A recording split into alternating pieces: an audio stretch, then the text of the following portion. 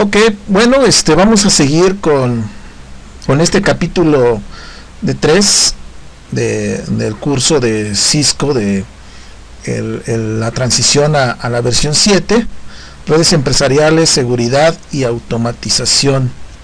Y bien, nos quedamos en los ataques DHCP. Vimos anteriormente la vulnerabilidad ARP, vimos ataques DNS, túnel DNS, y bueno, vamos a continuar ahora con estos ataques de DHCP. Y bueno, los servidores de DHCP proporcionan dinámicamente información de configuración IP a los clientes. Aquí tenemos en la figura que muestra la secuencia típica de un intercambio de mensajes de DHCP entre cliente-servidor. Ok, entonces tenemos ahí primero lo que hace la difusión, ¿sí?, del paquetito, y solicita una dirección al servidor. El cliente solicita una dirección al servidor. Posteriormente se crea un unicast, o sea, un envío directamente hacia el cliente, donde soy el servidor de DHCP y aquí hay una dirección que te puedo ofrecer. Ok, le asigna una dirección. Recuerden que DHCP es el protocolo de control de direcciones dinámicas de host. Bien, luego el cliente pues se regresa a la contestación aceptando la oferta IP y se cierra este procedimiento, donde responde el servidor DHCP con la aceptación. Ok, bien, entonces tenemos ahí este funcionamiento normal de DHCP. Ok, bien, ahora, ¿cómo se genera el ataque de DHCP o el ataque de suplantación de DHCP? Un ataque de suplantación de identidad de DHCP ocurre cuando un servidor de DHCP no autorizado está conectado a la red y proporciona parámetros de configuración IP falsos a clientes legítimos, o sea, clientes que son los que deberían conectarse en la red. Un servidor corrupto o deshonesto puede proporcionar una variedad de información engañosa. Por ejemplo, la puerta de enlace predeterminada incorrecta, ¿no? Entonces ahí el actor de amenazas proporciona una puerta de enlace que no es válida a la dirección IP del host para crear un ataque, ¿sí?, un ataque entre la persona que se va a conectar a la red, que va a ser intermediario entre el cliente y el servidor. Y bueno, esto puede pasar completamente desapercibido, ya que el intruso intercepta el flujo de datos a través de la red.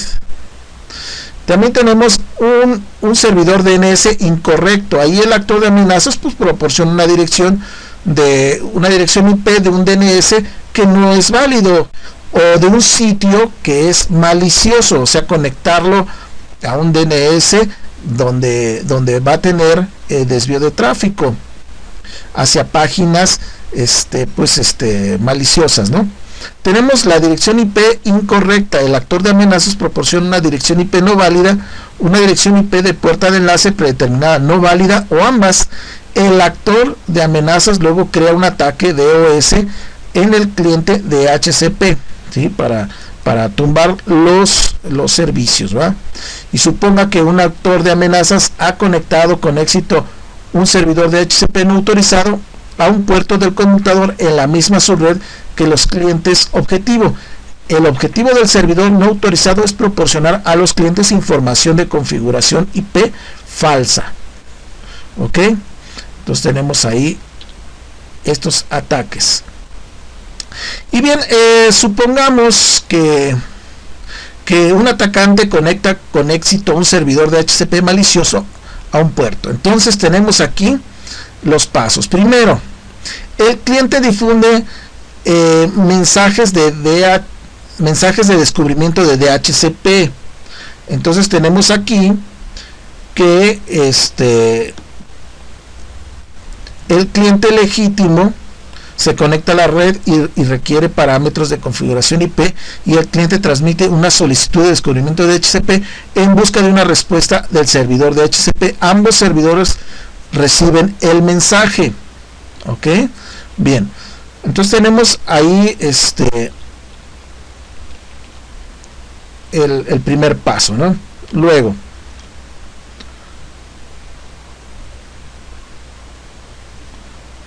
ok, a ver, aquí se me está... Los servidores de HCP responden con ofertas. Entonces aquí tenemos que los servidores legítimos, por decirlo así, y no autorizados responden cada uno con parámetros de configuración IP válidos. El cliente responde a la primera oferta recibida. O sea que ahí ambos actores mandan su oferta al cliente, y entonces tenemos ahí la primera pues amenaza. Responde el cliente a la primera oferta recibida. Ahí es cuestión de tiempo. Ok, luego tenemos cuando el cliente acepta solicitudes de HCP no autorizadas. En este escenario, el cliente recibió primero la oferta deshonesta, transmite una solicitud de HCP aceptando los parámetros del servidor no autorizado como lo muestra. Tanto el servidor legítimo como el falso reciben la solicitud. Ok, entonces ahí el actor de amenazas ya está recibiendo solicitud del cliente, ¿sí? Ok, y al igual que el servidor de HCP. Muy bien, y luego tenemos el cuarto. El de HCP no autorizado reconoce la solicitud. Aquí, sin embargo, el servidor deshonesto envía una respuesta al cliente para reconocer su solicitud, y como es de esperarse, el servidor legítimo deja de comunicarse con el cliente porque la solicitud ya ha sido reconocida. ¿Ok? Bien. Entonces aquí tenemos los servicios IP. Y ya hicimos esta práctica, es la que hicieron de la captura del tráfico DNS, explorar el tráfico de consultas DNS y explorar el tráfico de respuestas DNS. Ese ya lo hicimos. Ok, tenemos las mejores prácticas de seguridad en redes, y bueno, aquí hablando sobre estas mejores prácticas,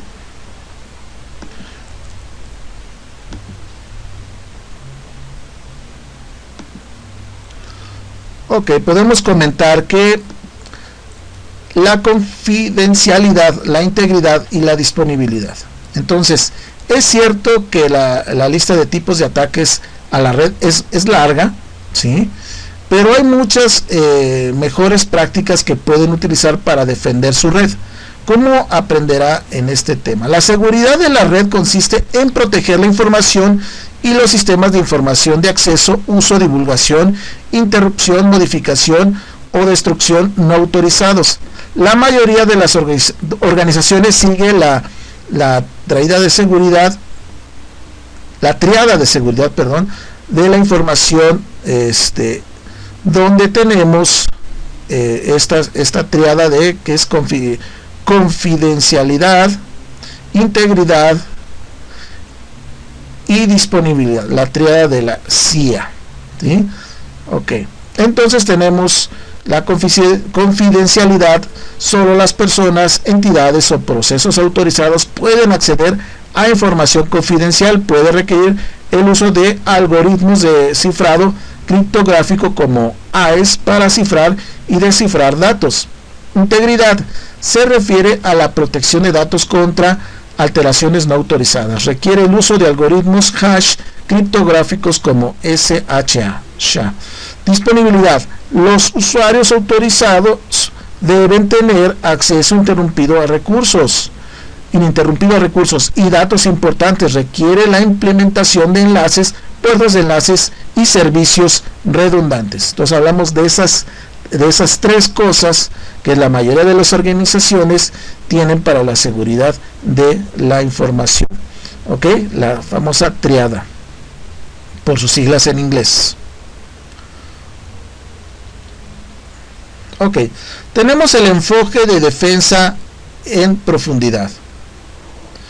Para garantizar comunicaciones seguras en redes públicas y privadas, deben proteger los dispositivos, incluido enrutadores, conmutadores, servidores y hosts. La mayoría de las organizaciones emplean un enfoque de seguridad de defensa de profundidad. Esto también se conoce como enfoque de por capas. Requiere una combinación de dispositivos y servicios de red que trabajen juntos.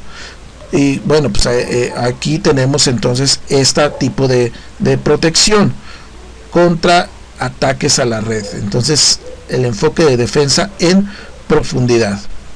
Y bueno, tenemos aquí que se implementan varios dispositivos de seguridad y servicios, como por ejemplo, tenemos la VPN, la red virtual privada, ¿no? Se utiliza un enrutador para proporcionar servicios VPN seguros con sitios corporativos y soporte de acceso remoto para usuarios remotos que utilizan túneles cifrados seguros. Tenemos los cortafuegos ASA. Este dispositivo dedicado proporciona servicios de cortafuegos con estado, garantiza que el tráfico interno pueda salir y regresar, pero el tráfico externo no puede iniciar conexiones con hosts internos. Entonces el cortafuegos es otra implementación, ¿no? Contra amenazas TCP/IP. Ok, tenemos también el IPS. Es un sistema de prevención de intrusos, IPS. Supervisa el tráfico entrante y saliente en busca de malwares, o sea, programas maliciosos, firma de ataques a la red y más. Reconoce una amenaza, puede detenerla inmediatamente. Tenemos también el ESA /WSA. El dispositivo de seguridad de correo electrónico ESA filtra el spam y los correos electrónicos sospechosos. El dispositivo de seguridad web filtra sitios de malware de internet conocidos y sospechosos. Y tenemos otro dispositivo de seguridad y servicios como el servidor AAA. Este servidor contiene una base de datos segura de quien está autorizado para acceder y administrar dispositivos de red. Los dispositivos de red autentican a los usuarios administrativos utilizando esta base de datos. Entonces tenemos este mecanismo también de seguridad. Todos los dispositivos de red, incluyendo ruteadores, conmutadores, están reforzados, lo que significa que se ha protegido para evitar que los actores de amenaza accedan y manipulen los dispositivos. Ok, entonces tenemos que debe proteger los datos a medida que viajan a través de varios enlaces. Esto puede incluir tráfico interno, pero a más de importante proteger los datos que viajan fuera de la organización a los sitios de sucursales, sitios de teletrabajadores y sitios de socios. ¿Ok? Bien. Tenemos los cortafuegos o los firewalls. Y bueno, un firewall es un sistema o grupo de sistemas que aplica una política de control de acceso entre redes. ¿Sí? Entonces tenemos ahí en la figura tenemos cómo está representado ese firewall por esa pared, ¿no? Entonces primero lo que hace es denegar todo el tráfico entrante con direcciones de red que coincidan con las direcciones IP registradas internamente. Posteriormente permite el tráfico desde cualquier dirección externa al servidor web. ¿Sí? O sea, denegar y permitir, como una lista de control de acceso, ¿no? Entonces, ¿qué más denega? Denega todo el tráfico entrante al servidor desde direcciones externas. Permite el tráfico del servidor FTP interno. ¿Ok? Bien, entonces también ahí tenemos que va a permitir solamente conexiones seguras. También va a denegar todo el tráfico de solicitud de eco y CMP entrante, o sea, los pings. Y va a permitir el tráfico del servidor SMTP. ¿Sí? Denega todas las consultas entrantes MS de Active Directory, del directorio activo. Denega todo el tráfico entrante de consultas de servidores de MSQL. Denega todas las transmisiones locales de dominio MS y permite el tráfico del servidor IMAP interno, IMAP, ¿ok? Bueno, entonces tenemos ahí el firewall, el cortafuegos, y todos los firewalls comparten algunas propiedades comunes. Los cortafuegos son resistentes a los ataques de red. Los cortafuegos son los únicos puntos de tránsito entre las redes corporativas internas y las redes externas, porque todo el tráfico fluye a través del firewall. Los cortafuegos hacen cumplir la política de control de acceso. Existen varios beneficios de usar un cortafuegos en una red. Evitan la exposición de hosts, recursos, aplicaciones sensibles a usuarios que no son de confianza. Sanean el flujo del protocolo, lo que evita la explotación de fallas de protocolo. Bloquean datos maliciosos de servidores y clientes. Reducen la complejidad de la gestión de la seguridad al descargar la mayor parte del control de acceso a la red en unos pocos cortafuegos de la red. El cortafuegos también presentan algunas limitaciones, o sea, también tiene sus limitaciones. Por ejemplo, un firewall mal configurado puede tener serias consecuencias para la red, como convertirse en un único punto de falla. Los datos de muchas aplicaciones no se pueden pasar a través del cortafuegos de forma segura. Los usuarios pueden buscar de manera proactiva formas de sortear el cortafuegos para recibir material bloqueado, lo que expone la red a un posible ataque. El rendimiento de la red puede ralentizarse. El tráfico no autorizado se puede tunelizar o ocultar para que aparezca como tráfico legítimo a través de un cortafuegos. O sea que el cortafuegos también tiene esas limitaciones. Ok, hablando de los sistemas de detección de intrusiones, IPS. Para defenderse de ataques rápidos y en evolución, es posible que se necesite sistemas de detección y prevención rentables, como los sistemas de detección de intrusiones, IDS, o los sistemas de prevención de intrusiones, IPBS, más escalables. La arquitectura de red integra estas soluciones en los puntos de entrada y salida de la red. Las tecnologías tanto como IDS e IPS comparten varias características. Las tecnologías IDS e IPS se implementan como sensores. Un sensor puede tener la forma de varios dispositivos diferentes. Por ejemplo, un enrutador configurado con el software de Cisco IOS IPS, un dispositivo diseñado específicamente para proporcionar servicios IDS o IPS dedicados o exclusivos, o un módulo de red instalado en un dispositivo de seguridad adaptable, ASA, conmutador o enrutador.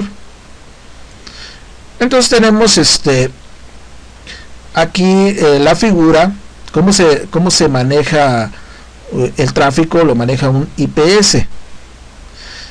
Cómo denega ese tráfico, ¿no? Primero, el actor, el 1, que vemos ahí, el actor de amenazas, envía un paquete destinado a la computadora portátil objetivo. 2, ahí tenemos que el IPS intercepta el tráfico y lo envía frente a las amenazas conocidas y las políticas configuradas. 3, tenemos ahí que el IPS envía un mensaje de registro a la consola de administración. Y 4, el IPS descarta el paquete. Son entonces cómo el IPS maneja ese tráfico, como lo muestra aquí en esta figura.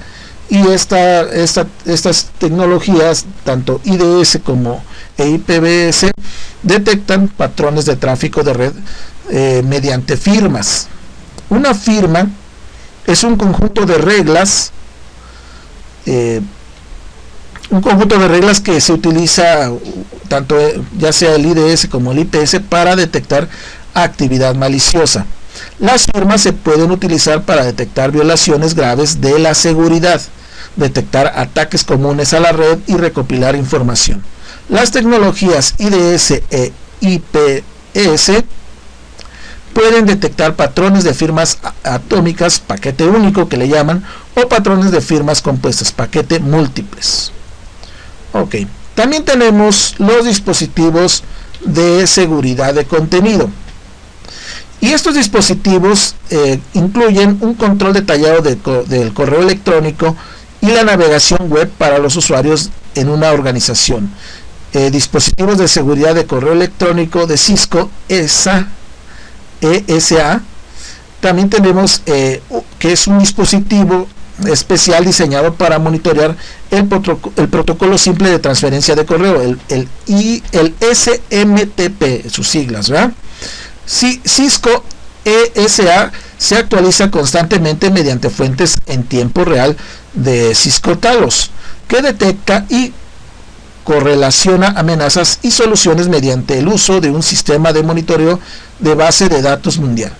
Cisco ESA extrae estos datos de inteligencia de amenazas cada 3 a 5 minutos. Ok. Entonces tenemos lo que vimos es, o sea, como este dispositivo ESA, pues primero tenemos que la amenaza de un correo electrónico, ¿eh?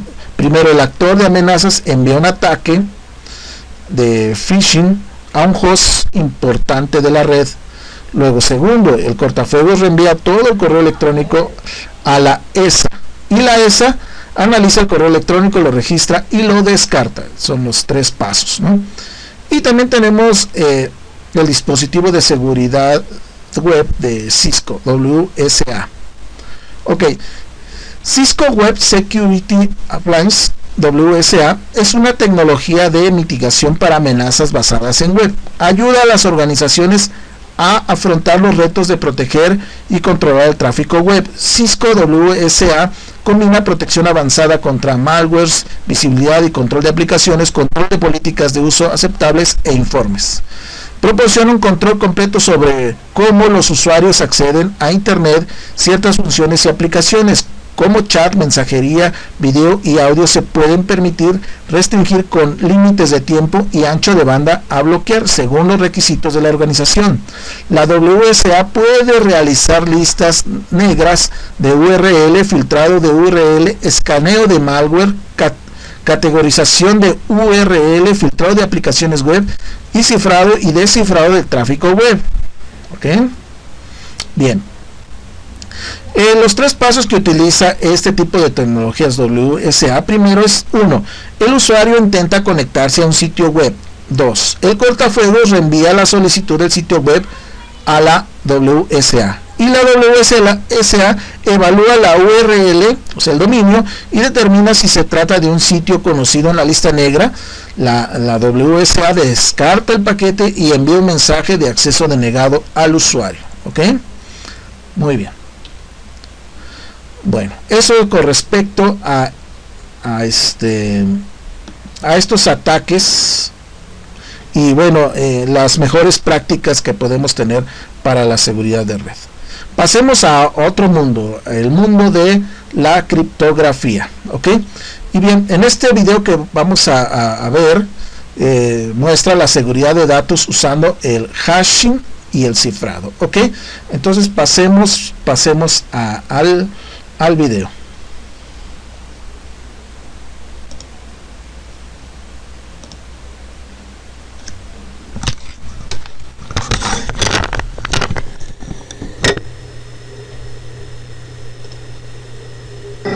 Hello everyone, we are here to secure our communications. What that means, our organizations need to provide security for data that is stored on our machines as well as moving across. Hello everyone, we are here to secure our communications. What that means, our organizations need to provide security for data that is stored on our machines as well as moving across network links. Well, to get started, we're not just going to start sending data around. Let's start first by making sure our data is the correct data. For example, on my desktop I have this folder titled Important. And in this Important folder, I've got these 6 files. Now how do I make sure these 6 files that have data inside them have not been maliciously altered or changed since I last used them? Well, Well, that's called hashing. It's part of data integrity. What I can do is open up another program, for example this one, Quick Hash, and I can go to that directory and I can select the directory of important where all those files are in. If I go into important, we'll click select, this program is going to hash all those files. And due to the exact bits of data in each file, we will get a specific hash value that correlates to that file. But what would it look like when those files have been altered? How could I check that? For example, maybe financial records or employee passwords. Is I can go to an individual file and select it in this hash program, and how would we do employee passwords? And it will give me a hash output. Now what I can do is I can go into this file of employee passwords and I'll change it by one character. To change it by one character in employee passwords, how about Dragon 0 becomes Dragon 00 with 2 zeros? What I'll do is save the file, employee passwords. We're going to go back into that hashing program and we're going to take a look at how this hash is about to change. Before it was 6.5 in the beginning, 4.6.3 at the end. Let's go to that employee password file one more time. And take a look at this. It is completely different. And to compare it, I'm going to paste in here what I expected the hash to be. What it should have been if it didn't change. And the program says this does not match the previous hash. If you compare those two, they are completely different just by adding on an extra zero. So this is data integrity using hashing. What we're going to look at now next is the idea of encryption. But what we want to verify here is that when we move our files from one place to another, it's nice to know that they haven't been modified using integrity and hashing, but it's also nice to know that they haven't been intercepted and viewed. So we need to encrypt these files. Now to do this, I'm going to use an open source program known as 7-Zip. And with 7-Zip, I have it looking at that directory marked as important, and I will take a couple files. How about employee passwords and employee records? I'll take these two, I'm going to right click on them, and I'm going to put them in an archive with 7-Zip. And this is going to give me some options. The options first is to name the file. And I'm just going to name this file as secure.7zip. And for the password, which is going to be a symmetric encryption password, I'm going to use super secure. And this is going to encrypt these files inside of this new file known as secure.7z. And in order for people to decrypt and view these files, they'll have to have the encryption password of super secure. Since it's the same password used to encrypt and decrypt, that's known as symmetric encryption. I'll click OK, and we're going to encrypt those two files. The first one's done, and the second one's done. So I've got this new file, secure.7z. And in order to gain access to it and view the confidential data inside of it, I have to right-click, go to 7-Zip, and I'd say extract to secure. From there, I get my password pop-up in order to decrypt the contents, and that will be the password again of super secure. So you can see it, and I'll click OK. From there, it's going to open up a new directory right here. It's decrypted those files, and now those files are right here. If I wanted to now, I can verify these files have not been altered in transit, and that would be by using my hashing program for data integrity. So cryptography here is going to provide you data integrity, origin authentication, making sure a message is not a forgery and actually comes where it said it came from. Data confidentiality, which is our encryption, and making sure that the data is intercepted, it can't be deciphered. And also non-repudiation, where it guarantees that the sender cannot refute the validity of their message. They are the one who originally sent it and they have signed off on it. Hello everyone, we are here to secure our communications. What that means, our organizations need to provide security for data that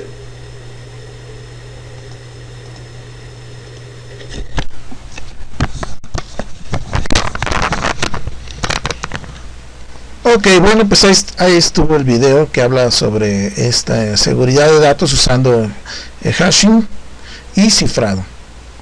Y bueno, todo esto de la criptografía pues está dentro de la parte de triada que se comentó en el capítulo anterior de seguridad de la información de la CIA. Y bueno, hablando sobre asegurar las comunicaciones, pues las organizaciones deben de brindar apoyo para proteger los datos mientras viajan a través de enlaces. Esto puede incluir tráfico interno, pero es aún más importante proteger los datos que viajan fuera de la organización a las sucursales, los sitios de teletrabajadores y los sitios de socios. Bueno, aquí tenemos 4 elementos de comunicaciones seguras. Primero, integridad de los datos. O sea, garantiza que el mensaje no se modificó. Se detectará cualquier cambio en los datos de tránsito. La integridad se garantiza mediante la implementación de algoritmos de generación de hash de mensajes de versión 5, MD5, ¿sí? O del algoritmo seguro de hash SHA. Autenticación de origen garantiza que el mensaje no es una falsificación y que realmente proviene de quien lo indica. Muchas redes modernas garantizan la autenticación de protocolos, como el código de autenticación de mensajes hash, HMAC por sus siglas. Entonces la autenticación es parte también de un elemento de comunicación segura.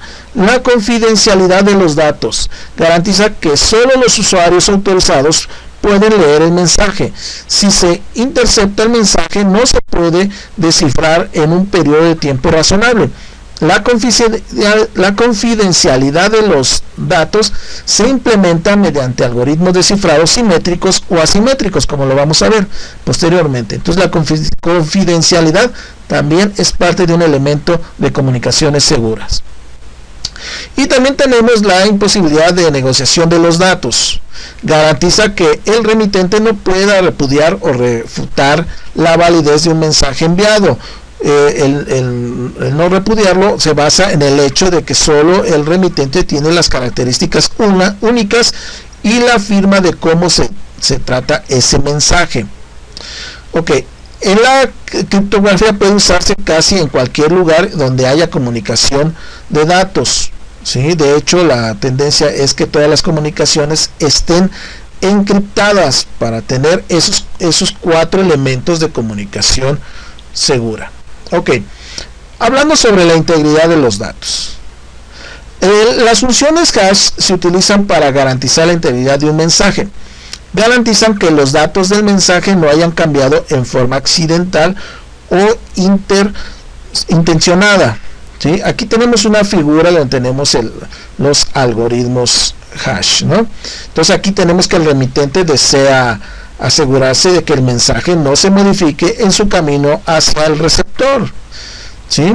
Entonces tenemos ahí que 1. El dispositivo de envío ingresa el mensaje en un algoritmo hash y calcula su hash de longitud fija y tenemos ahí el código, ¿no?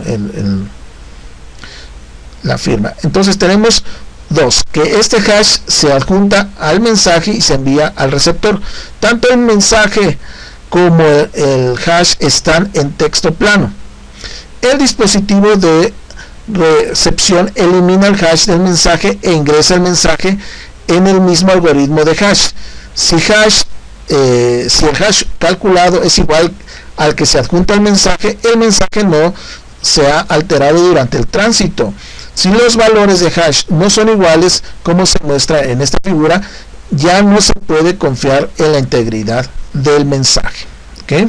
Entonces ahí aseguramos que el mensaje pues está íntegro, que no fue alterado, ¿eh? También tenemos funciones hash.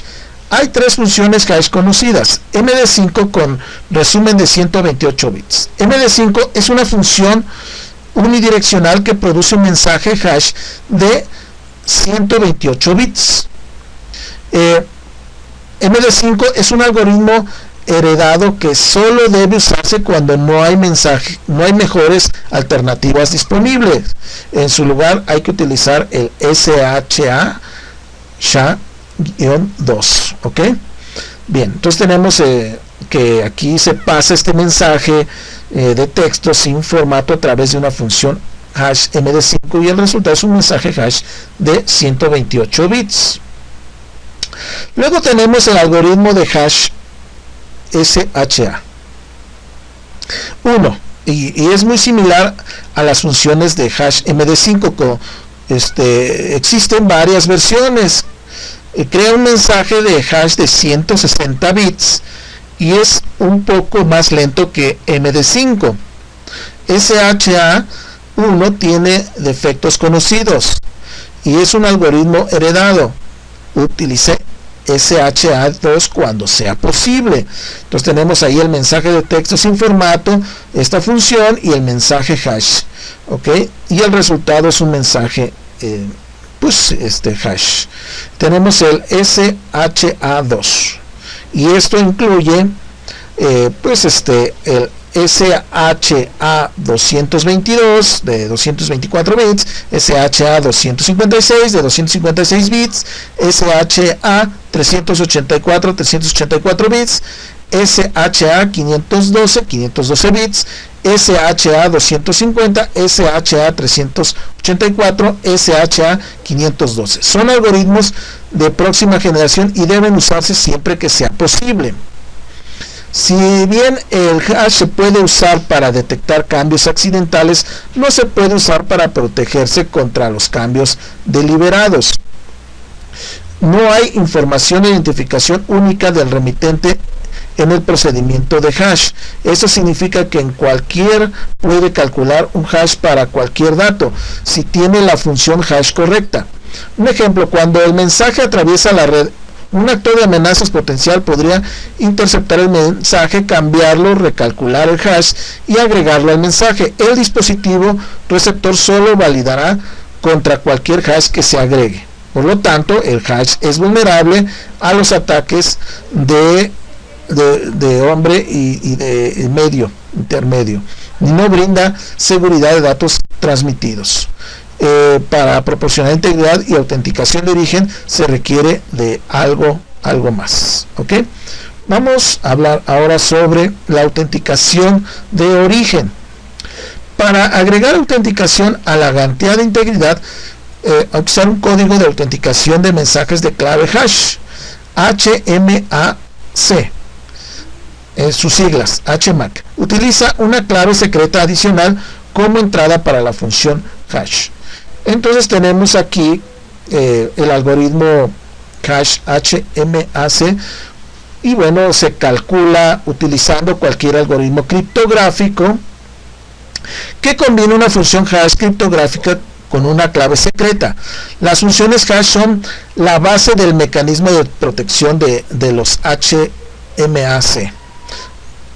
Solo el remitente y el receptor conocen la clave secreta, y la salida de la función hash ahora depende de los datos de entrada y la clave secreta. Solo las partes que tienen acceso a esa clave secreta pueden calcular el resumen de una función HMAC. Esto derrota los ataques de hombre en medio, o sea, de los que interrumpen el medio para sustraer la información, y proporciona autenticación de origen de los datos.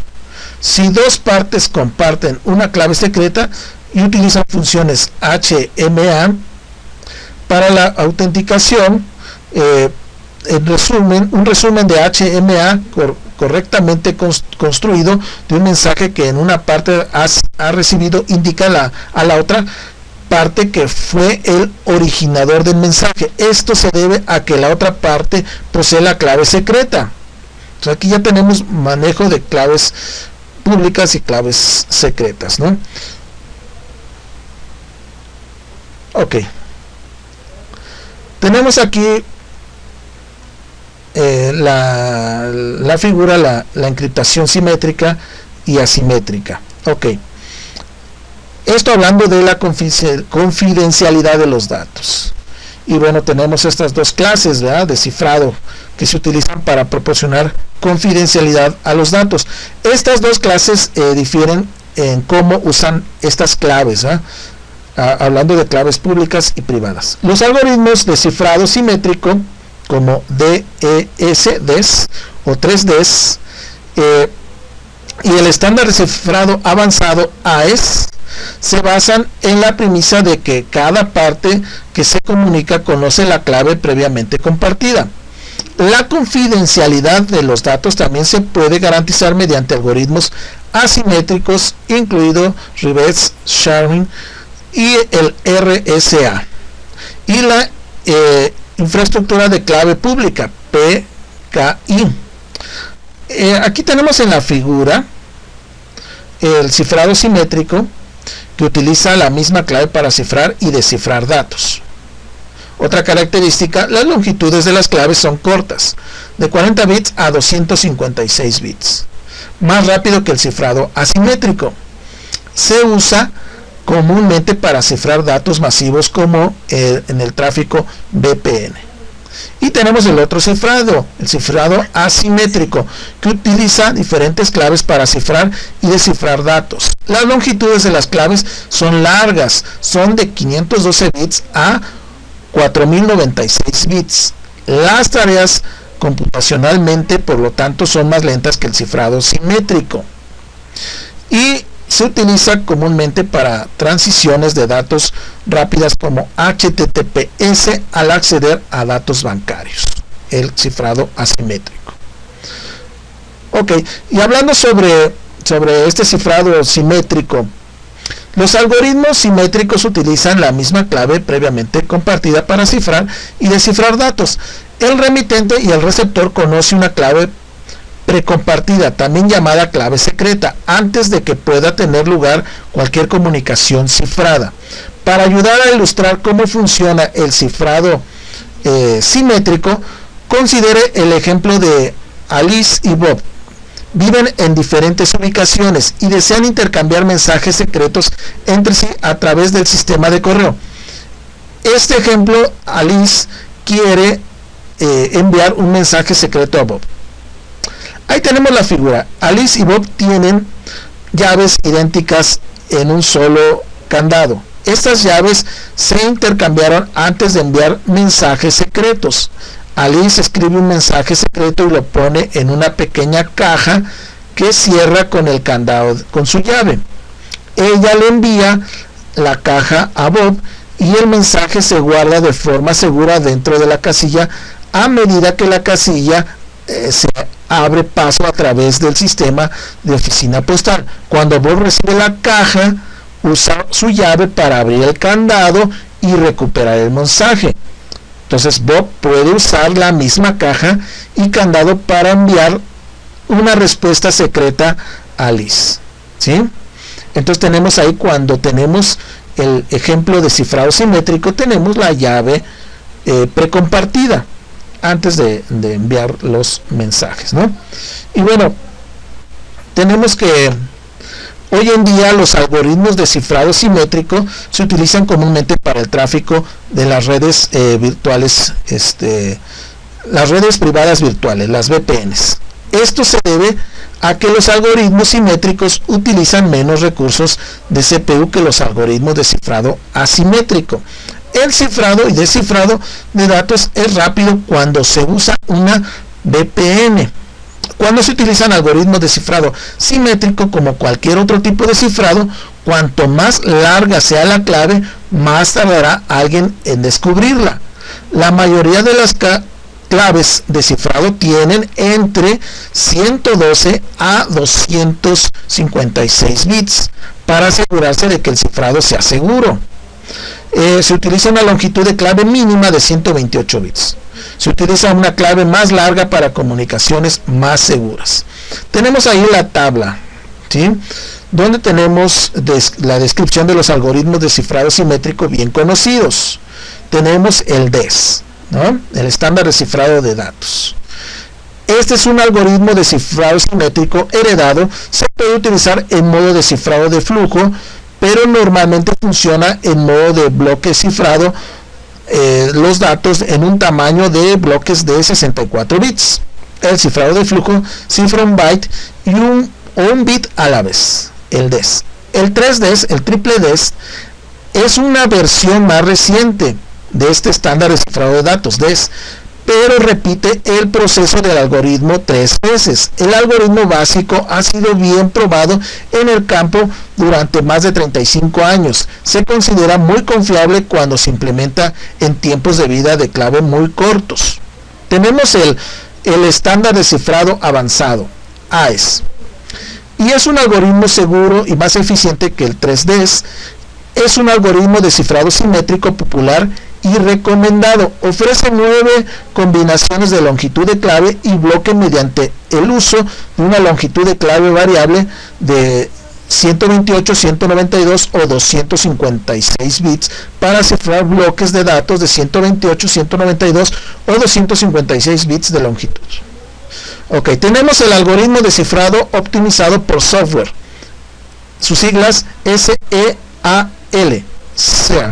El SEAL es un algoritmo de cifrado simétrico alternativo más rápido que el DS, 3DS y el AES. Utiliza una clave de cifrado de 160 bits y tiene un impacto menor en la CPU en comparación con otros algoritmos basados en software. Algoritmo de la serie Rivers-Shepard RC. Este algoritmo fue desarrollado por Ron Rivers y se ha desarrollado en varias variaciones, pero RC4 es el más frecuente en uso. El RC4 es un cifrado de flujo y se utiliza para proteger el cifrado web en SSL y TLS. Ok, eso es con respecto al cifrado simétrico, cuando llevamos llaves precompartidas. Ok, bien, vamos al cifrado asimétrico. Aquí los algoritmos, también algoritmos de llave pública, están diseñados para que la clave que se usa para el cifrado sea diferente de la clave que se usa para el descifrado, como se muestra aquí en la figura. Ahorita lo vamos a poner. Ok, bueno, estos algoritmos utilizan una clave pública y una clave privada. Ambas claves pueden realizar el proceso de cifrado, pero se requiere la clave emparejada complementaria para el descifrado. El proceso también es reversible. Los datos cifrados con la clave pública requieren la clave privada para descifrarse. Los algoritmos asimétricos logran confidencialidad, autenticación e integridad mediante el uso de este proceso. Entonces tenemos, en un ejemplo, tenemos el texto sin formato, pasa por la clave de encriptación, el cifrado, se cifra ese texto y luego pasa por un descifrado, la clave de descifrado, y el texto recupera el formato, ¿sí? Como ninguna de las partes tiene un secreto compartido, se deben utilizar longitudes de clave muy largas. El cifrado asimétrico se puede utilizar con longitudes de clave entre 512 a 4096 bits. Se puede confiar en longitudes de claves mayores o iguales a 1024 bits, mientras que las longitudes de clave más cortas no se consideran confiables. Los ejemplos de protocolos que utilizan algoritmos de clave simétrica incluyen el intercambio de claves de Internet, IKE. Este es un componente fundamental de las VPNs IPsec, seguridad de IP, ¿eh? y la VPN, que es una red privada virtual. Luego tenemos la capa de conexión segura, SSL. Ahora se implementa como seguridad de capa de transporte, TLS. Estándar que se utiliza es IETF. Tenemos el Security Shell, SSH. Este protocolo proporciona una conexión segura de acceso remoto a los dispositivos de red. Tenemos también el PGP. ¿Sí? Este programa informático proporciona autenticación y privacidad criptográfica. A menudo se utiliza para aumentar la seguridad de las comunicaciones por correo electrónico. Los algoritmos asimétricos son sustancialmente más lentos que los algoritmos simétricos. Su diseño se basa en problemas computacionales, como factorizar números extremadamente grandes o calcular logaritmos discretos de números extremadamente grandes. Debido a que son lentos, los algoritmos asimétricos se utilizan normalmente en mecanismos criptográficos de bajo volumen, como firmas digitales e intercambio de claves. Sin embargo, la gestión de las claves de los algoritmos asimétricos tiene que ser más simple que los algoritmos simétricos. porque normalmente una de las dos claves de cifrado o descifrado puede hacerse pública. Y también tenemos una tabla, ¿sí?, que describe ejemplos comunes de algoritmos de cifrado asimétrico. Tenemos el algoritmo de cifrado asimétrico DH, Diffie-Hellman, y tenemos las longitudes de 512, 1024, 2048, 3072, 4096. Y este algoritmo permite que dos partes acuerden una clave que pueden usar para cifrar los mensajes que desean enviarse entre sí. La seguridad de este algoritmo depende de la suposición de que es más fácil aumentar un número a una determinada potencia, pero es difícil calcular qué potencia se utilizó dado el número o el resultado. Tenemos otro tipo de algoritmo de cifrado asimétrico, el DSS, el estándar de firma digital, y el algoritmo de firma digital DSA, de longitudes de 512 y 1024. Tenemos este estándar de firma digital DSS especifica DSA como el algoritmo para firmas digitales. DSA es un algoritmo de clave pública basado en el esquema de firma el GAMAL. La velocidad de creación de firmas es similar a RSA, pero es de 10 a 40 veces más lenta que la verificación. Tenemos los algoritmos de cifrado reverse Sharmin y Adelman, RSA, de 112 hasta 2048, ¿sí?, el tamaño. Y este RSA es para criptografía de clave pública, que se basa en la dificultad actual de factorizar números muy grandes. Es el primer algoritmo conocido por ser adecuado para firma y el cifrado. Se usa ampliamente en protocolos de comercio electrónico y se cree que es seguro si se dan claves suficientemente largas y se utilizan implementaciones adecuadas.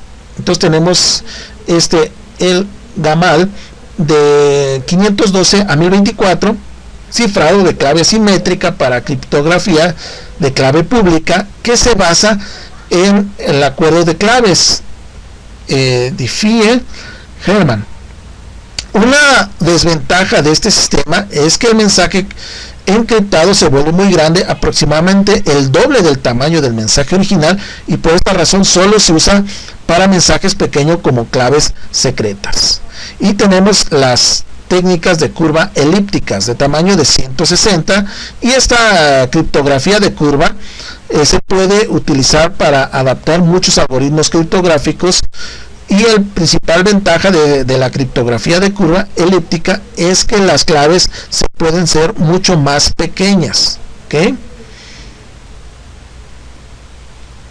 Ok, seguimos. Entonces con la criptografía.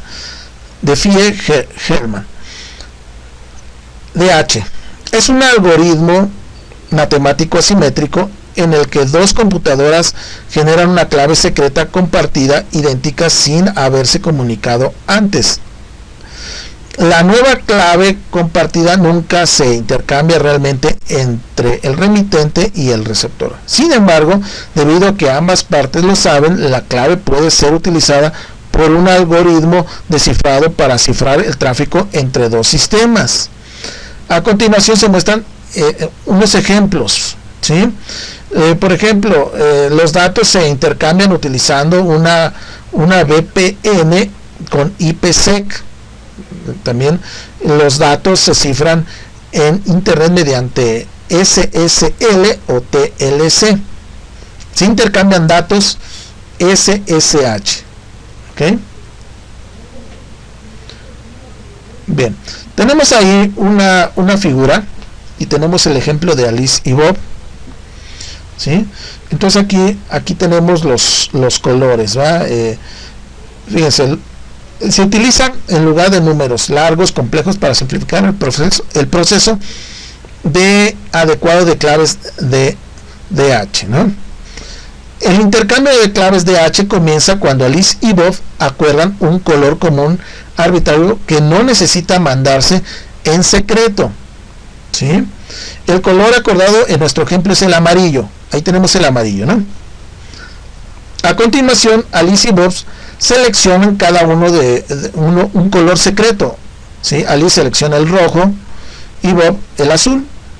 Estos colores secretos nunca se comparten con nadie. El color secreto representa la clave privada secreta elegida por cada parte. ¿Ok? Bien, a continuación, Alice y Bob ahora mezclan el color común compartido, ¿sí?, con su respectivo color secreto para producir un color público, ¿sí? Ok, por lo tanto, Alice mezclará el amarillo con su color rojo para producir un color público naranja. Y Bob mezcla el amarillo y el azul para producir un color público verde. ¿Ok? Ok, luego Alice envía su color público, el naranja, a Bob, y Bob envía su color público, que es el verde, a Alice. ¿Ok? Bien, ambos mezclan cada uno de los colores que recibieron con su propio color secreto original. Acuérdense que era el rojo para Alice y el azul para Bob. El resultado es una mezcla de color marrón final, ¿sí?, que es idéntica a la mezcla del color final de ambos, ¿no? El color marrón representa la clave secreta compartida resultante entre Bob y Alice. La seguridad de DH se basa en el hecho que utiliza números muy grandes en sus cálculos. Por ejemplo, un número DH de 1024 bits es aproximadamente igual a un número decimal de, se imaginan, 309 dígitos, considerando que 1000 millones son 10 dígitos decimales. Uno puede imaginar fácilmente la complejidad de trabajar no con uno, sino con múltiples números decimales de 309 dígitos. ¿Ok? Desafortunadamente, los sistemas de claves asimétricos son extremadamente lentos para cualquier tipo de cifrado masivo. Y es por eso que es común encriptar la mayor parte del tráfico usando un algoritmo simétrico como 3Ds o AES, y usar el algoritmo DH para crear claves que serán utilizadas por algún algoritmo de encriptación. ¿Ok? Bien. Bueno, llegamos a la parte del resumen de este módulo. ¿Qué aprendieron a través de este módulo? Y todavía faltan algunas prácticas que vamos a realizar, ¿sí? Bueno, primero, las transgresiones de seguridad en la red pueden interrumpir el comercio electrónico, causar la pérdida de datos comerciales, amenazar la privacidad de las personas y comprometer la integridad de la información. Las vulnerabilidades aprendimos que deben abordarse antes de que se conviertan en una amenaza y sean explotadas. Se requiere técnicas de mitigación antes, durante y después de un ataque. Ok, también vimos y ya entendimos, un vector de ataque es una ruta por la cual un atacante puede obtener acceso a un servidor, host o red. Los vectores de ataque se originan dentro o fuera de la red corporativa. ¿Sí? El término atacante incluye piratas informáticos y cualquier dispositivo, persona o grupo o estado nacional que sea intencionalmente o no la fuente de un ataque. A eso le vamos a llamar atacante. Bueno, aprendimos que con los años las herramientas de ataque se han vuelto más sofisticadas y altamente automatizadas. Estas nuevas herramientas requieren menos conocimiento técnico para su implementación. También aprendimos que los tipos comunes de ataques son el espionaje, la modificación de datos, suplantación de direcciones IP basadas en contraseña, denegación de servicio, el hombre en el medio, clave comprometida y el sniffer. Los tres tipos más comunes de malware son los virus, los gusanos y los troyanos, los software maliciosos, ¿verdad? Virus, gusanos y troyanos. También aprendimos que las redes son susceptibles a los siguientes tipos de ataques: sondeo, acceso y DOS. O sea, los ataques principalmente son susceptibles a esos tipos, ¿no? Los tipos de ataques de acceso son contraseña, suplementación de identidad, exploración de confianza, redireccionamiento de puertos, el hombre que se cuelga ahí en la comunicación y el desbordamiento de buffer. También aprendimos que las técnicas de ataque IP incluyen el ataque por mensajes de control de internet, amplificación y reflexión, suplantación de direcciones, los ataques del hombre en el medio, o sea que están ahí escuchando el medio, y secuestro de sesión. También aprendimos que los agentes de amenaza utilizan el protocolo ICMP para los ataques de reconocimiento y análisis. Lanzan ataques de recopilación de información para trazar una topología de red, descubrir que los hosts están activos, accesibles, identificar el sistema operativo del host, o sea, las huellas digitales del sistema operativo, y determinar el estado de un cortafuegos o firewall. Los atacantes suelen usar técnicas de amplificación y reflejo para crear ataques directos a los servicios, ¿no?, DOS. También aprendimos que los ataques de TCP, del protocolo de control de transmisión, incluyen ataque de inundación, ataque de reinicio TCP, secuestro de sesiones. Los ataques UDP de datagrama envían una avalancha de paquetes UDP, a menudo desde un host falsificado a un servidor en la subred. El resultado es muy similar a un ataque de DOS. También aprendimos que cualquier cliente puede enviar una respuesta ARP, el protocolo de resolución de direcciones, no solicitada, llamada ARP gratuito. Esto significa que que cualquier host puede reclamar ser propietario de cualquier IP o MAC. Un agente de amenaza puede envenenar la caché ARP, o sea, transformarla, manipularla y que quede pues redundante, y los dispositivos en la red local, y crear un ataque de hombre en el medio, escuchando el medio, para redireccionar el tráfico. Los ataques también DNS incluyen la resolución abierta, ataques de sigilo, ataques de dominio, ataques a través de túneles. Para detener el túnel DNS, el administrador de red debe usar un filtro que inspeccione el tráfico DNS. Aprendimos también que un ataque de suplantación de HCP se produce cuando un servidor de HCP malicioso se conecta a la red y brinda parámetros de configuración IP falsos a los clientes legítimos. También aprendimos que la mayoría de las organizaciones siguen la triada de seguridad de la información de la CIA: confidencialidad, integridad y disponibilidad, la triada.